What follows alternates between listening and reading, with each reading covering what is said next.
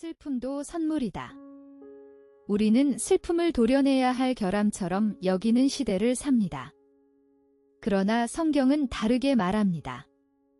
애통하는 자는 복이 있다고. 오늘 우리는 자기연민의 슬픔과 하나님 앞에 비탄을 분별하고 비탄을 기도로 드리며 애곡이 변하여 춤이 되는 자리까지 함께 걷는 일곱 묵상을 시작합니다. 마음을 잠시 멈추고 따라오십시오.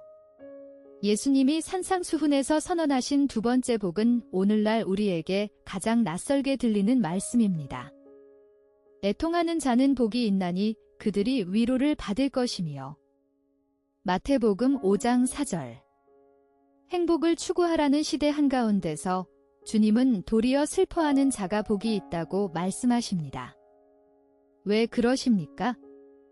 슬픔을 회피하는 사람은 위로를 받을 자리에 서지 못하기 때문입니다. 괜찮다며 감정을 짓누른 사람은 정작 자기 마음 깊은 곳에서 일하시는 성령의 손길을 느끼지 못합니다. 오늘 우리는 7장의 묵상을 따라 슬픔의 두 얼굴, 애통하는 자의 복, 슬픔의 뿌리, 예수님의 눈물, 비탄의 기도, 위로의 통로, 그리고 애곡이 변하여 춤이 되는 자리까지 함께 걸어갑니다. 사도 바울은 슬픔에도 두 종류가 있다고 말합니다. 하나님의 뜻대로 하는 근심은 후회할 것이 없는 구원에 이르게 하는 회개를 이루는 것이요 세상 근심은 사망을 이루는 것이니라. 고린도후서 7장 10절. 같은 슬픔이라 해도 향하는 자리에 따라 정반대의 길이 됩니다. 내 안에만 갇혀 자기연민으로 곱씹는 슬픔은 사람을 어둡게 합니다. 왜 나만 이런 일을 당하는가? 왜 하필 나에게라는 질문이 끝없이 회전하면서 감정은 쓴뿌리가 되고 결국 사망에 이릅니다. 그러나 같은 아픔을 하나님 앞에 들고 가는 비탄은 다릅니다. 다윗은 시편에서 자기 슬픔을 미화하지 않았습니다. 주여 어찌하여라고 정직하게 부르짖었고 그 정직함이 회개와 회복의 자리로 그를 인도했습니다. 오늘 당신의 슬픔은 어디를 향하고 있습니까? 자기 안인지 하나님 앞인지 한번 정직하게 묻는 일이 모든 것의 시작입니다. 슬픔에는 두 얼굴이 있습니다. 자기연민의 슬픔은 왜 나만 이런 일을 당하는가에 머뭅니다. 스스로를 향한 분노로 점점 어두워지고 관계와 일상에서 물러서며 쓴뿌리를 키워 결국 사망에 이르게 합니다. 이 슬픔은 마음의 문을 안에서 잠가버립니다. 그러나 하나님 앞에 비탄은 다릅니다. 주여 어찌하여라고 묻기를 두려워하지 않습니다. 눈물을 가죽 부대에 담아주시는 그분께 자기 눈물을 가져갑니다. 주께서 나의 유리함을 기록하셨사오니 나의 눈물을 주의 병에 담으소서. 시편 56편 8절. 통회하는 마음을 십자가 앞에 내려놓을 때 그 슬픔은 회개와 회복의 구원으로 흘러갑니다. 분별이 어렵다면 한 가지 질문으로 점검해 보십시오. 이 슬픔이 나를 하나님께로 데려가고 있는가? 아니면 나 자신 안에 더 깊이 가두고 있는가? 애통은 약함의 표시가 아니라 가장 정직한 신앙의 자리입니다. 다윗은 사울에게 쫓기며 동굴 깊은 곳에서 부르짖었습니다. 주는 나의 슬픔을 보셨고 내 영혼의 환난을 아셨사오며 나를 원수의 수중에 가두지 아니하셨고. 시편 31편 7절에서 8절. 주목할 점은 다윗이 슬픔을 부정하거나 빨리 회복하려 애쓰지 않았다는 사실입니다. 오히려 자기 슬픔을 똑바로 보고 그것을 하나님 앞에 정직히 펼쳤습니다. 위로는 받을 자리에 서야 받습니다. 괜찮은 척하는 사람은 위로를 받을 수 없습니다. 예수님은 산상수훈에서 행복한 자가 복이 있다고 하지 않으셨습니다. 애통하는 자가 복이 있다고 하셨습니다. 이 역설을 받아들일 때 우리는 슬픔의 한복판에서도 복의 자리에 서 있을 수 있습니다. 오늘 당신이 감추어둔 그 슬픔을 잠시 꺼내어 주님 앞에 들고 가십시오. 모든 슬픔에는 뿌리가 있습니다. 그 뿌리를 외면하고 표면만 닦아내려 하면 슬픔은 잠시 사라진 듯하다가 다시 돌아옵니다. 다윗은 시편에서 슬픔의 뿌리를 정직하게 들여다보았습니다. 여호와는 마음이 상한 자를 가까이 하시고 충심으로 통회하는 자를 구원하시는도다. 시편 34편 18절. 이 말씀은 놀라운 진리를 담고 있습니다. 마음이 상해 무너진 자리에서 우리는 가장 가깝게 하나님을 부르게 된다는 사실.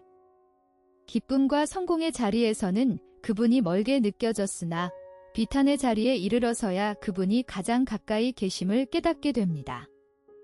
잃어버린 사랑, 텅 빈 마음, 후회되는 어제. 이 모든 슬픔의 뿌리는 결국 한자리에서 만납니다. 우리는 영원히 새겨진 마음으로 지어졌고 그분이 아니면 채워질 수 없는 자리가 우리 안에 있다는 사실 말입니다. 슬픔이 자라는 자리는 크게 셋입니다. 첫째, 상실의 자리입니다. 사랑하는 사람과의 이별, 잃어버린 시간, 무너진 꿈, 바뀌어버린 건강.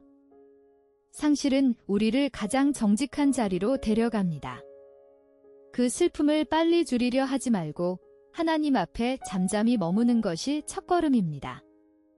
둘째, 공허의 자리입니다.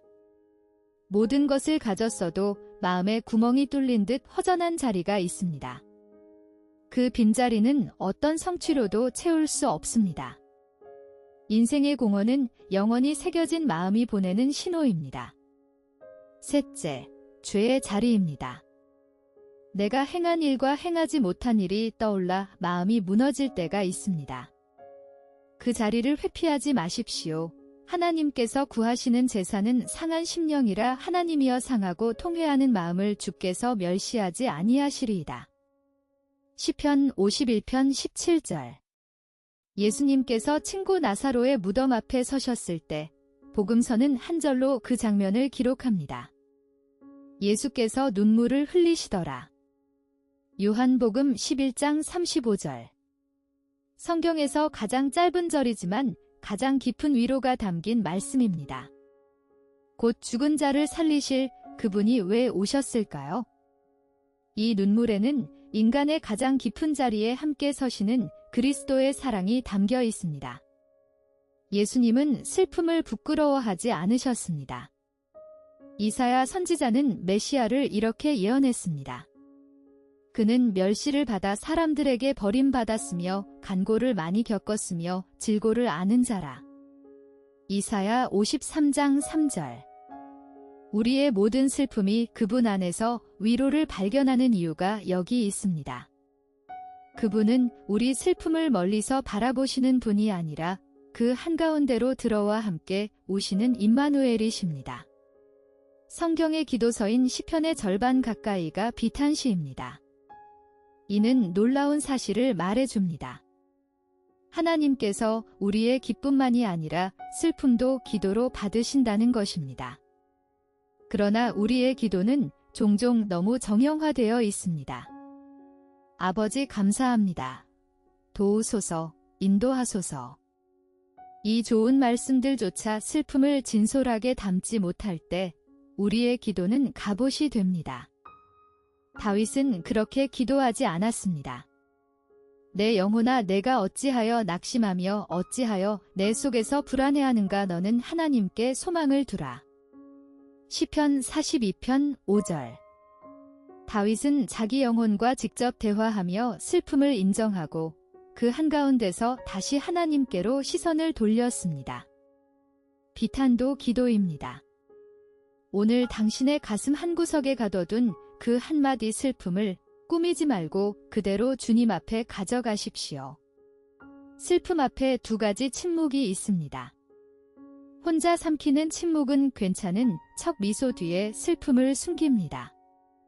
기도조차 정형화된 말로만 흐르고 쌓인 슬픔은 무거운 갑옷이 되어 영혼을 짓누릅니다. 결국 고립과 우울의 어두운 자리로 깊어집니다. 그러나 하나님께 쏟는 비탄은 다릅니다. 주여 어찌하여라고 묻기를 두려워하지 않습니다. 감정의 단어 그대로 시편처럼 부르며 통곡 속에서도 약속의 말씀을 붙들고 마침내 위로의 자리로 나아갑니다. 예레미야 선지자도 예레미야애가 한 권 전체에서 비탄을 토해냈습니다. 그러나 그 한복판에서 그는 이렇게 고백합니다. 여호와의 인자와 긍휼이 무궁하심으로 우리가 진멸되지 아니함이니이다. 예레미야애가 3장 22절. 비탄과 신뢰는 함께 갈 수 있습니다. 쏟아놓는 자만이 위로의 빛을 마주합니다. 사도 바울은 자신이 받은 위로를 이렇게 고백했습니다.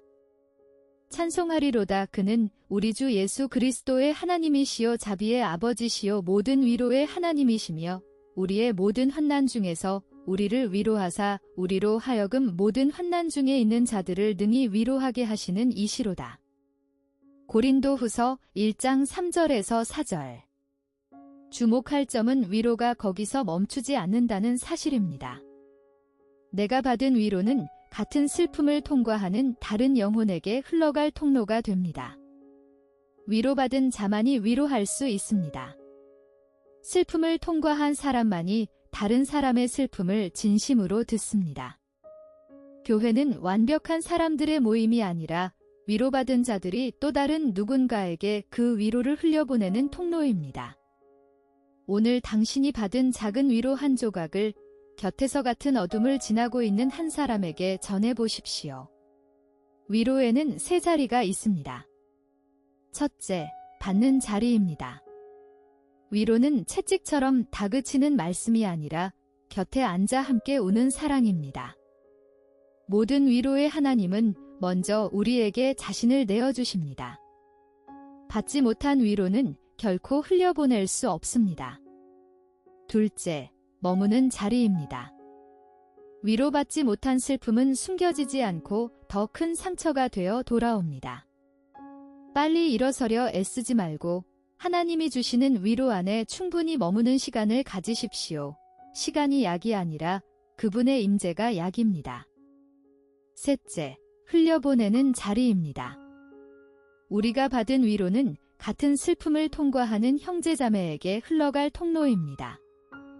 우리가 받은 그 위로로서 모든 환난 중에 있는 자들을 능히 위로하게 하시는 이시로다. 고린도후서 1장 4절. 받음, 머물m, 흘려보냄.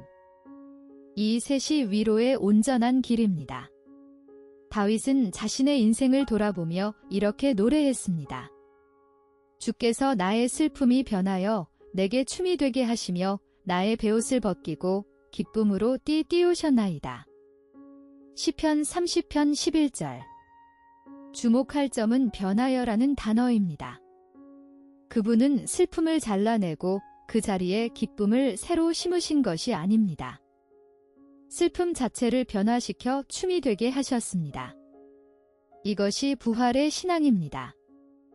예수님의 십자가는 가장 깊은 슬픔의 자리였으나 그 자리를 통과해서 부활의 새벽이 왔습니다. 골고다 없이는 빈 무덤도 없습니다. 이사야는 일찍이 메시아의 사역을 이렇게 예언했습니다. 그가 시온에서 슬퍼하는 자에게 화관을 주어 그 죄를 대신하며 기쁨의 기름으로 그 슬픔을 대신하며. 이사야 61장 3절.